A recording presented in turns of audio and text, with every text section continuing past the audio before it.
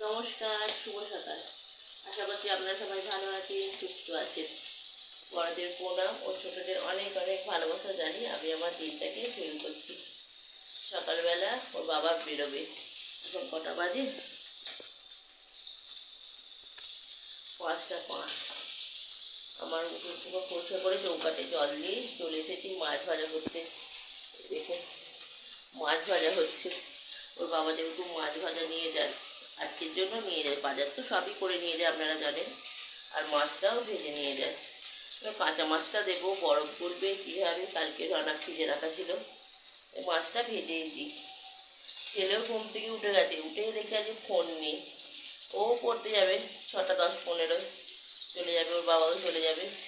ওর বাবাকে আমার মাছ ভাজাটা দিয়ে দিই, জল দিতে হবে। তাহলে বন্ধুরা পরে কথা হচ্ছে। ওর বাবা কাজে চলে যাক, আবার বেলায় দেখা হচ্ছে আপনাদের সাথে।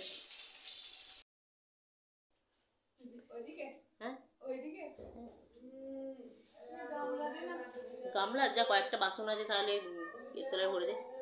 এখন কটা বাজে জানেন? আমাদের এখনই তো কাজের পুরো কি বলে ওটাকে, ধুম না কি বলে ওটা পড়েছে, সেটা খুব। এখন 3টে, পুরো 3টে 2-3 হবে। আমি বসালাম ভাত। অবশ্য আমি ভাতটা করিনি, তার একটা কারণ হচ্ছে ছেলেটা কিছু খেয়ে স্কুলে গেল না, টিফিন পর্যন্ত আজকে দিইনি, ওই জন্য ভাত করিনি। এলে একসাথে দুজন মিলে খাবো। আর ও আসবে 4:30, কোনোদিন 4:45, কোনোদিন 5টা, ঠিক নেই। মানে স্কুলে তোমার ক্লাস হিসাবে তো হয়, পিরিয়ড হিসাবে হবে। আজকে রুটিন দেবে বলেছে, তাই জন্য ঝড় বৃষ্টি যাই হোক আজকে স্কুলে পৌঁছাতেই হবে। পৌঁছেছে। স্কুলের গাড়ি আসতেও দেরি করলো, খেলেও না, বললো খাবো না করে 9:45 বেরিয়ে গেল। স্কুলের গাড়ি এলো 10:20। কী করে যে এত তাড়াতাড়ি, জানি যে শুরু হয়ে যাবে, কি একটা অসুবিধা ছিল বলে ওনারা আজকে আসতে দেরি করেছে। ওকেই প্রথম তুললো, তাহলে আরও তুলবে, কত দেরি হবে। তাই ভাতটা বসাইনি। আর বসে বসে টিভি দেখছিলাম। আমার ছোটোবাবু আছে, ছোটোবাবুর তো গল্পের শেষ নেই। দীঘায় কী করেছে না করেছে ওই গল্প করতে করতে কোথা দিয়ে সময় কেটে গেলে বুঝতেই পারলাম না। এখন ভাত বসিয়েছি, ভাত হবে তোমার 4টের মধ্যে, নিশ্চয়ই ভাত হয়ে যাবে। ছোটো গ্যাসটা বসালাম তো একটু দেরিই হবে। তাহলে 4:30-এর মধ্যে ছেলে এলে আলু সিদ্ধ আর ভাত বসালাম। সব কিছুই তো আছে, আপনারা জানেন। কালকে সমস্ত খাবার আছে, মাছের ঝালও আছে, তরকারিও আছে, ভাজাও আছে। শুধু আলু সিদ্ধ আর ভাতটা বসালাম। ছেলে এলে দুজন মিলে খেয়ে নেব। কেন ছেলেকে স্কুলে টিফিন দিইনি বলুন তো? রোজের তো দেখেছেন কী ছুটাছুটি করে টিফিন করে দিই। ছেলেটা গিয়ে কিছু খেতে পায় না, ওর বউ সবাই নাকি খেয়ে নেয়। এই জন্য ওর বাবা শুনেছে, রাগে বলেছে আর দেবে না টিফিন। ছেলেকে শুধু বিস্কুট কিনে দেবে আর বাড়ি এলে ভাত খাবে। তাই ছেলেকে আজকে টিফিন দিইনি, শুধুই বিস্কুট দিয়েছি। তা ছোটো বিস্কুটের একটা প্যাকেট নিয়ে গেলাম। আমি ওকে বললাম তোর পছন্দ মতন বিস্কুট নিয়ে যা, কি কেক নিবি নিয়ে যা। তো একটা ছোটো বিস্কুটের প্যাকেট নিয়ে গেলো, বলছে ওটাই খাবো মা। খালি সবাই চেয়ে চেয়ে খেয়ে, তারা টিফিন আনে না, বলছে মা ওরাও বিস্কুট নিয়ে আসে। ওর যারা যারা ভালো নিয়ে আসে খায়, খেয়েও আমার থেকে চায়। আর ও তো জানেন একটু বোকা গোছে, ওই জন্যই ওর ওই অবস্থা, বোকার জন্য। তাহলে ভাতটা হোক বন্ধুরা, আবার পরে ছেলে আসুক, দেখি খাইয়ে দিই, তারপর খাবো। কি নাহলে একই সাথে দুজনে নিয়ে খেয়ে নেবো। আবার পরে দেখা হচ্ছে আপনাদের সাথে।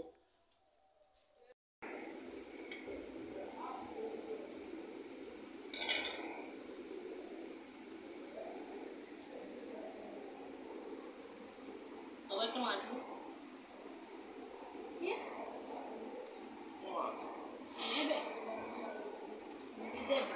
দিতে বললাম।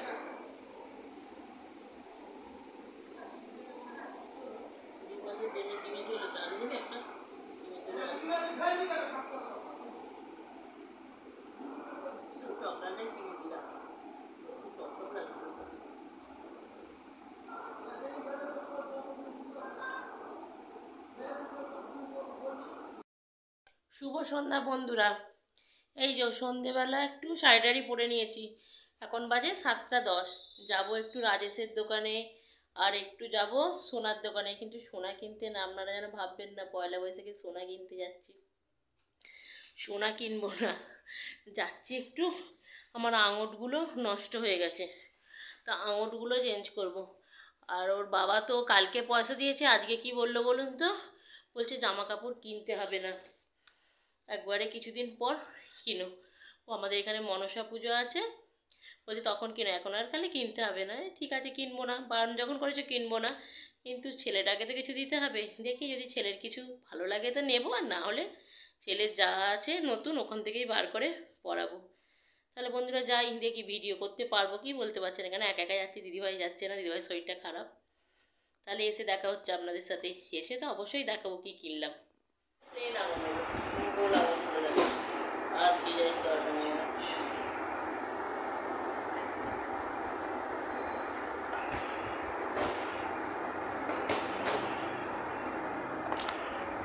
বানাচ্ছো এখন তুমি? ওই যে কি বানাচ্ছো? পাথরের যে ব্যাক সেটিংয়ের যে কাজ করছো তুমি? শেখার জন্য তো আমি নিয়ে এসেছি অনেক মাল। কি মাল? দেখা, ফটো দেখাও তো আমাদের একটা। এই গোলগুলো আছে, এই ফটোগুলো দেখাবো? হ্যাঁ গোল নেবো, অন্য কিছু নেবো না, ঠিক আছে, দেখাও। শুধুই গোল নেবো। আচ্ছা ঠিক আছে। বানাচ্ছো। একটু মোটা দেখে দেবে, তাহলে খুব হয়ে যায়।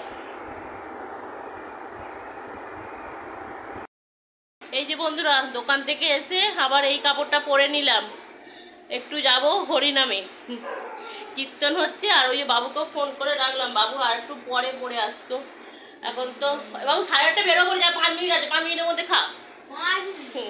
8:30টার মধ্যে বলেছি যাবো, তাহলে 10:30 11টায় বাড়ি চলে আসতে পারবো। কোনো দিন তো ওখানে তো যাওয়া হলো না, এখানে জায়রা যাচ্ছে, হাত পা কথা বললে হয়। জায়রা যাচ্ছে বললাম যাবো, তাই দোকান থেকে এসেছি। একটা দোকানে ঢুকতে পারিনি, কিন্তু ওখান থেকে আঙুরটা নিয়ে এসেছি, কালকে নিয়ে আজকে নিয়ে এসেছি, কালকে দেখাবো আপনাদের কি নিয়ে এসেছি। তাহলে তাড়াতাড়ি আছে, যাই। গলাটা বড্ড ফাঁকা ফাঁকা লাগছে, দেখছি এটা হার পরে নিব, না হলে এরকম করেই চলে যাবো, হরিনামে যাবো আবার কি। তাহলে বন্ধুরা ওখানে গিয়ে দেখা হচ্ছে, আবার কেমন হরিনাম হবে আপনাদের একটু দেখাবো। ভক্ত হওয়া বড়ই শক্ত, পণ্ডিতের লোক পণ্ডিত। এখনকার দিনে সবাই পণ্ডিত। দেখবেন একটা বয়স্ক লোক যদি একটা চ্যাংড়া ছেলেকে বলে বাবা তুমি এই কাজটা করো না, ওই ছেলেটা একটু সরে গিয়ে বলবে এই বুড়ো লোকটা কিছু জানে না, ছেলেটা জানে না যে তোর এখনো অনেক নদী নালা পড়ে আছে। আর বুড়ো লোকটা সব নদী নালা পেরিয়ে এখন শুধু ডাকের অপেক্ষা, ডাক এলেই চলে যাবে। গাছের ফল গাছেই রইল, বৃত্ত বলল খুশি। বহু দূর থেকে আমি আপনাদের এই বাড়ির, এই শঙ্করের বাড়িতে এসেছিলাম। তার মায়ের অনেক দিন ধরে শখ ছিল যে দিব্যেন্দুর আমি একবার গান করাবো, কিন্তু পারিনি। গান মায়ের শব্দ বাসনে বাৎসরিকে করে দিতেই হবে। আমি বেশ, আমি যাব। আবার কিছুদিন পরে আপনার জ্যৈষ্ঠ মাসের 1 তারিখে এই একটু দূরে 5 কিলোমিটার দূরে আবার আসছে। জয় রাধে। সে যাই হোক, জয় রাধে।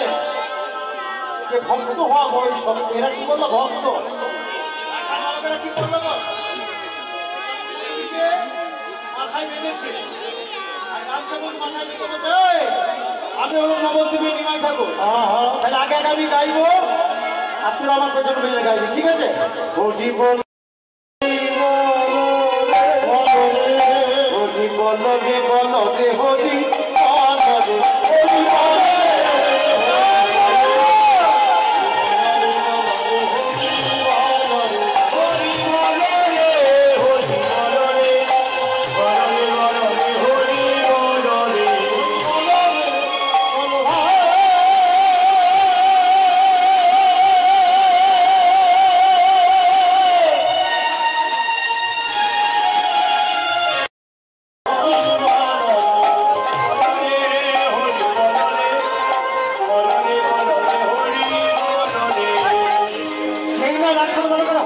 শুরু করেছে এমন সবাই। আজ আনন্দিত ভুজে ভাজি শ্রীকৃষ্ণ চৈতন্য মহাপ্রভু বলছে তোমরা কে, তোমরা কোথায়, আমাকে দেখা দাও।